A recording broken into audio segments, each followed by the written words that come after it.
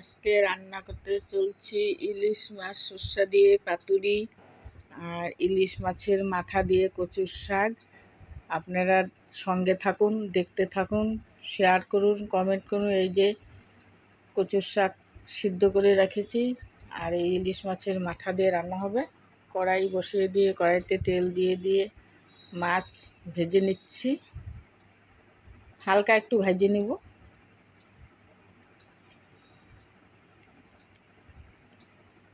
ইলিশ মাছ কাঁচাই খাওয়া যায়, কিন্তু তাও একটু ভেজে নিচ্ছি।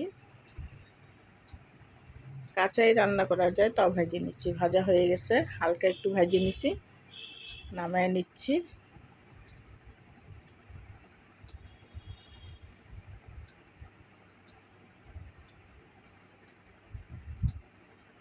ভাজা হয়ে গেছে, নামায় নিচ্ছি।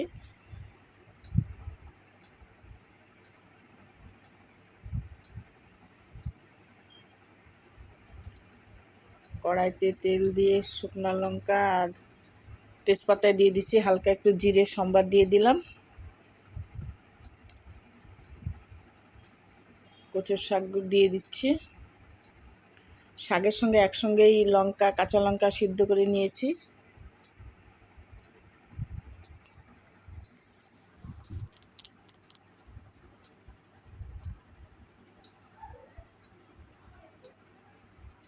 স্বাদ মতন লবণ দিয়ে দিচ্ছি।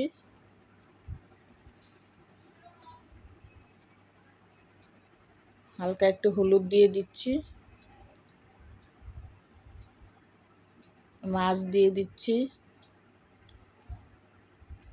মাছের মাথা কাটা। জিরা বাটা দিয়ে দিচ্ছি একটু।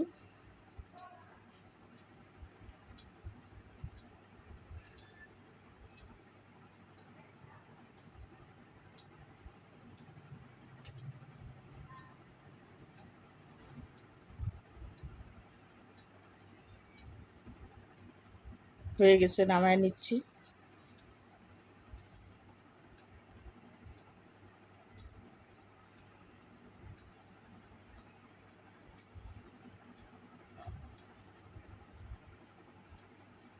আবার কড়াইয়ে বসিয়ে কড়াইতে তেল দিয়ে দিচ্ছি।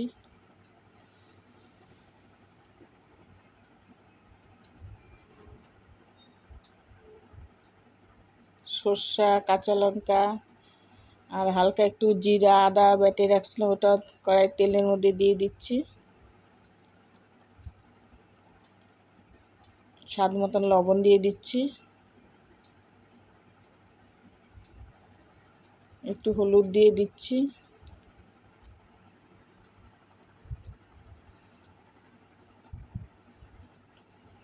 অল্প জল দিয়ে দিচ্ছি।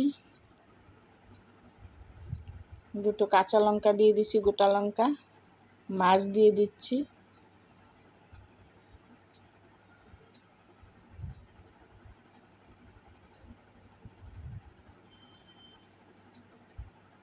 হয়ে গেছে, নামায় নিচ্ছি।